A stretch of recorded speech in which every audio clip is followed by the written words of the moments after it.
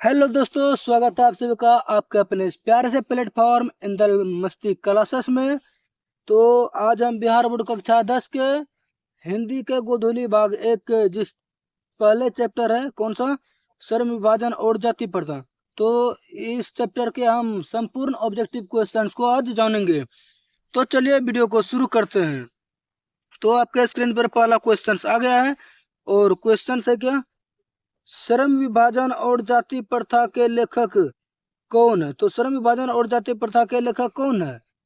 ए doctor Ram Manohar Lohia, B बाबा साहब भीमराव अम्बेडकर, सी महात्मा गांधी, या D doctor Sampurnanand. तो इसका सही जवाब हो जाएगा बी बाबा साहब भीमराव अम्बेडकर। तो अगला क्वेश्चन देखते हैं, क्वेश्चन नंबर 2। क्वेश्चन नंबर 2 है, क्वेश्चन नंबर 2 है, बाबा साहब भीमराव अम्बेडकर का जन्म कब हुआ था। तो यानी बाबा साहब भीमराव अम्बेडकर का जन्म कब हुआ था। ऑप्शन ए है 14 अप्रैल 1891, ऑप्शन बी 20 अप्रैल 1892, ऑप्शन सी 15 मार्च 1889, ऑप्शन डी 14 मई 1900। तो इसका सही जवाब हो जाएगा ऑप्शन ए 14 अप्रैल 1891। अगला क्वेश्चन देखते हैं, क्वेश्चन नंबर 30 यानी सॉरी क्वेश्चन नंबर 3। और क्वेश्चन नंबर 3 क्या कर रहा है कि डॉक्टर अंबेडकर का जन्म किस राज्य में हुआ था। तो डॉक्टर भीमराव अंबेडकर का जन्म कहाँ हुआ था। तो हुआ था मध्य प्रदेश। कहाँ पर, मध्य प्रदेश। इसका बी ऑप्शन सही जवाब है। अगला क्वेश्चन देखते हैं, क्वेश्चन नंबर 4। क्वेश्चन नंबर 4 क्या कर रहा है कि लेखक की दृष्टि में विडंबना की बात क्या है। तो विडंबना की बात क्या है। ऑप्शन ए है जातिवाद की पोषकों की कमी नहीं है, जातिवाद के पोषक नगण्य है, आर्थिक दृष्टि से जातिवाद उचित है, या जातिवाद लोकतंत्र के विरुद्ध नहीं है। तो इसका सही जवाब हो जाएगा जातिवाद के पोषकों की कमी नहीं है। तो इसका ए ऑप्शन सही जवाब है। अगला क्वेश्चन देखते हैं, क्वेश्चन नंबर 5 क्या कर रहा है कि अंबेडकर के अनुसार आदर्श समाज किस पर आधारित होना चाहिए। अंबेडकर के अनुसार आदर्श समाज किस पर आधारित होना चाहिए। ऑप्शन ए है स्वतंत्रता पर, ऑप्शन बी समता पर, ऑप्शन सी भ्रातृत्व पर, ऑप्शन डी उपयुक्त सभी पर। तो इसका सही जवाब हो जाएगा उपयुक्त सभी पर। इसका डी ऑप्शन बिल्कुल सही जवाब हो जाएगा। अगला क्वेश्चन देखते हैं। अब क्वेश्चन नंबर है 6। क्वेश्चन नंबर 6 क्या कर रहा है कि जाति प्रथा क्या है कि जाति प्रथा में बेरोजगारी का एक कारण बनी हुई है। एक कारण क्या बने हुए है। ऑप्शन ए है प्रत्यक्ष, ऑप्शन बी प्रमुख, ऑप्शन सी ए और बी दोनों, ऑप्शन डी इनमें से कोई नहीं। तो इसका सही जवाब हो जाएगा ऑप्शन सी ए और बी दोनों, यानी प्रत्यक्ष और प्रमुख का कारण दोनों बनी हुई है। अगला क्वेश्चन देखते हैं, क्वेश्चन नंबर 7। तो क्वेश्चन नंबर 7 क्या कह रहा है कि बुद्धा एंड हिज धम्मो के लेखक कौन है। तो बुद्धा एंड हिज धम्मो के लेखक कौन है। Option A Hazari Prasad Dwivedi, option B Birju Maharaj, option C Mahatma Gandhi, या ऑप्शन डी भीमराव अम्बेडकर। तो इसका सही जवाब हो जाएगा ऑप्शन डी भीमराव अम्बेडकर। कौन है, भीमराव अम्बेडकर। तो अगला क्वेश्चन देखते हैं, क्वेश्चन नंबर 8। कितना, 8। 8 में क्या कर रहा है कि भाईचारे का वास्तविक रूप कैसा होता है। तो भाईचारे का वास्तविक रूप कैसा होता है।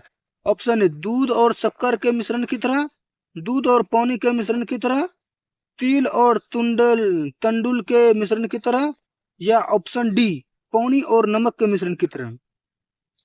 तो इसका सही जवाब हो जाएगा ऑप्शन बी दूध और पानी के मिश्रण की तरह, या दूध और पानी के मिश्रण की तरह। तो अगला क्वेश्चन देखते हैं। अब क्वेश्चन नंबर 9 आएगा। और क्वेश्चन नंबर 9 क्या कर रहा है कि श्रम विभाजन और जाति प्रथा गद्य की कौन सी विद्या है। यानी श्रम विभाजन और जाति प्रथा जो है वो कौन सी विद्या है। तो ये है क्या, निबंध है। क्या है, निबंध या भाषण। तो सॉरी ये ललित निबंध है। क्या है, ये ललित निबंध है। तो इसका डी ऑप्शन करेक्ट जवाब हो जाएगा। अगला क्वेश्चन देखते हैं, आधुनिक सभ्य समाज कार्य कुशलता के लिए किसे आवश्यक मानता है? तो किसे आवश्यक मानता है? इसका ऑप्शन है ए श्रम विभाजन, ऑप्शन बी धन विभाजन, ऑप्शन सी जन विभाजन या ऑप्शन डी जाति विभाजन। तो इसका सही जवाब हो जाएगा ऑप्शन ए श्रम विभाजन। क्या है? श्रम विभाजन।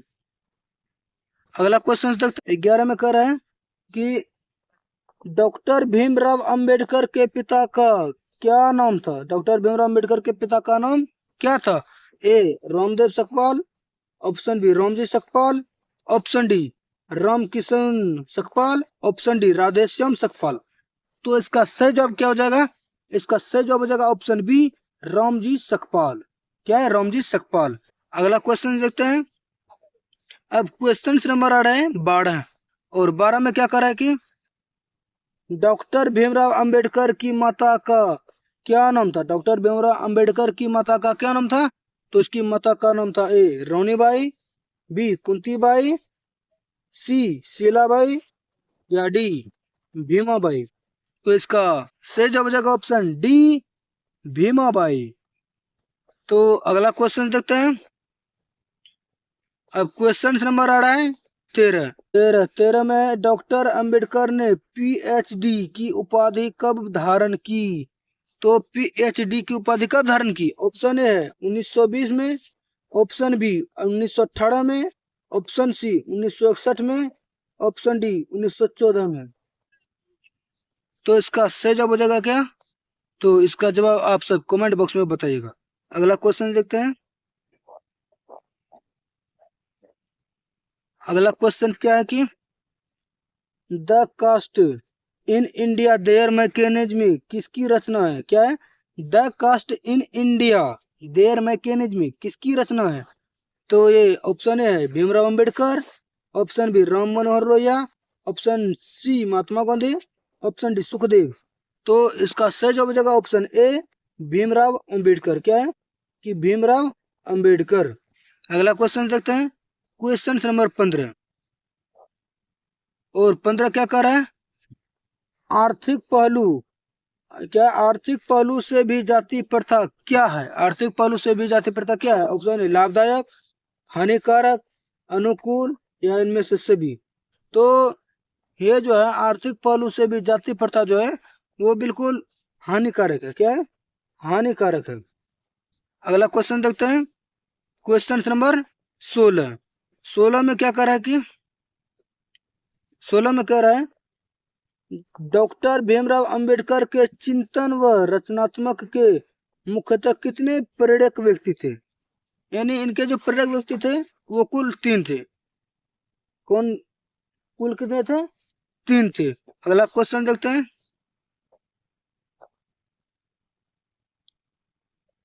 अगला क्वेश्चन है क्या 17 अंबेडकर जी। क्या अंबेडकर जी को उच्चतर शिक्षा के लिए न्यूयॉर्क भेजने में किसके सहयोग किया था? यानी किसने सहयोग किया था? ऑप्शन ए दरभंगा महाराज। कौन? दरभंगा महाराज नहीं, बड़ौदा के नरेश, जयपुर राजा ने या ग्वालियर नरेश ने। तो इसको जो न्यूयॉर्क भेजने में मदद किया था बड़ौदा के नरेश ने, बड़ौदा नरेश ने। अगला क्वेश्चन देखते हैं। क्वेश्चन नंबर 18 में क्या कर रहा है कि एनिहिलेशन ऑफ कास्ट का हिंदी रूपांतरण किसने किया था? एनिहिलेशन ऑफ कास्ट का जो हिंदी रूपांतरण किया था वो क्या था? कौन? ए ललित सिंह यादव, बी किशोरी लाल, सी मोहन वाजपेयी, डी रामचंद्र शुक्ल। तो इसको जो हिंदी में अनुवाद किया था तो वो था कौन? ललित सिंह यादव, ललित सिंह यादव। अगला क्वेश्चन देखते हैं। क्वेश्चन नंबर 19 और 19 में क्या कर रहा है कि बाबा साहेब अम्बेडकर का निधन यानी मृत्यु कब हुआ था? तो बाबा साहेब भीमराव अम्बेडकर का मृत्यु जो हुआ था वो कब हुआ था? ऑप्शन ए है, ऑप्शन ए है क्या दिसंबर 1956, दिसंबर 1957, नवंबर 1956 या जनवरी 1956। तो इसका सही जवाब हो जाएगा दिसंबर 1956। दिल्ली में हुआ था। कहां पर? दिल्ली में। अगला क्वेश्चन देखते हैं। और अगला क्वेश्चन क्या है कि जाति प्रथा मनुष्य के जन्म से पहले क्या निर्धारित कर देती है? तो जाति प्रथा जो है मनुष्य के जन्म से पहले ही निर्धारित कर देता है क्या? वो ऑप्शन ए है। ऑप्शन ए क्या करे? भाग्य। ऑप्शन बी पेशा या रोजगार। ऑप्शन सी शिक्षा या डी विवाह। तो जाति प्रथा जो है जन्म से पहले ही पेशा यानी रोजगार तय कर देते हैं कि जो जिस जाति में है, वो उसी जाति का काम करेगा। अगला क्वेश्चन देखते हैं। अगला क्वेश्चन क्या है? अगला क्वेश्चन कह रहा है कि बाबा साहेब का संपूर्ण साहित्य वाङ्मय कितने खंडों में प्रकाशित हो चुका है? तो कितने खंडों में प्रकाशित हो चुका है? तो यह है 21 खंडों में। कितने? 21 खंडों में पूरे प्रकाशित हो चुका है। अगला क्वेश्चन देखते हैं। अगला क्वेश्चन क्या कर रहा है कि विडंबना का अर्थ क्या होता है? विडंबना का अर्थ क्या होता है? ऑप्शन ए है उपहास, मजाक, समर्थक, गिरना या आदर। तो विडंबना का जो अर्थ होता है वो होता है गिरना। क्या होता है? गिरना। अगला क्वेश्चन देखते हैं।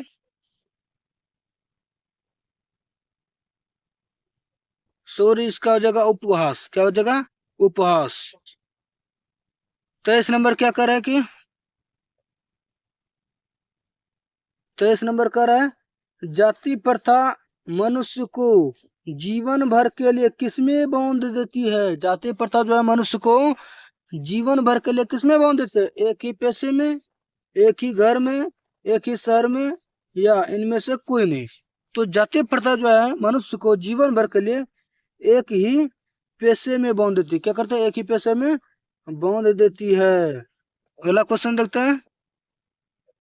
अगला क्वेश्चन 24 है। 24 नंबर क्या करा कि सच्चे लोकतंत्र का दूसरा नाम क्या है? सच्चे लोकतंत्र का दूसरा नाम क्या है?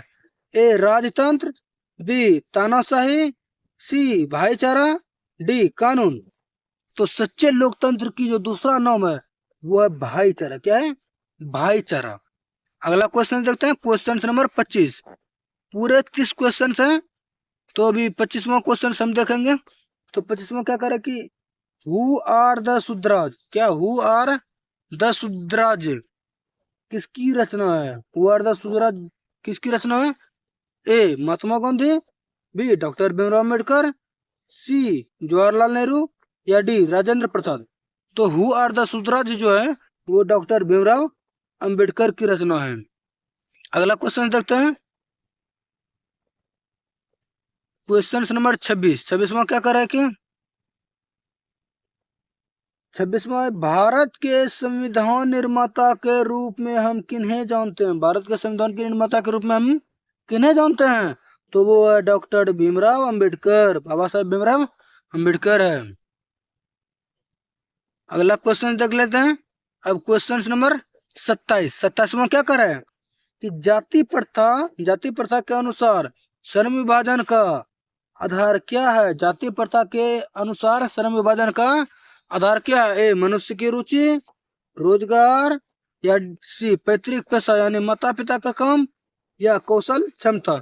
जाति प्रथा के अनुसार जो है श्रम विभाजन का आधार है वो है पैतृक पेशा यानी उसके माता पिता का ही पेशा। अगला क्वेश्चन देखते हैं। Question number 28।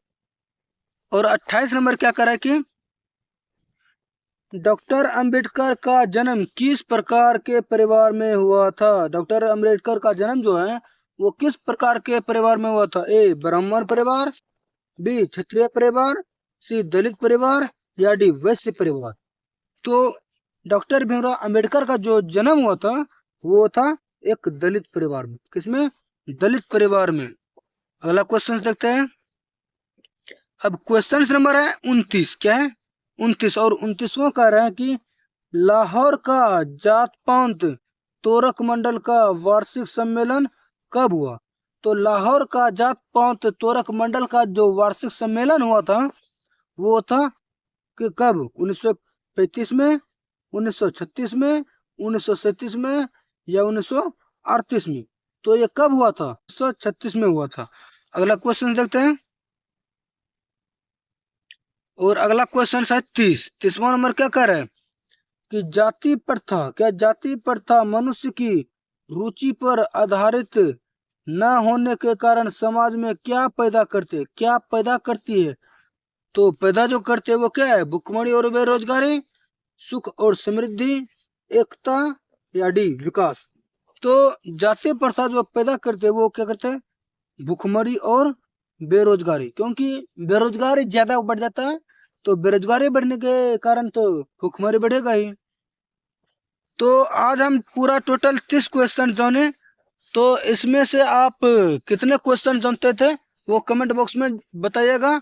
और हमारा वीडियो अगर अच्छा लगा हो तो हमारे चैनल को सब्सक्राइब जरूर कर लीजिएगा, ताकि हम जब भी कोई वीडियो डालें तो आपके पास तुरंत पहुंचे। तब तक के लिए जय हिंद, धन्यवाद।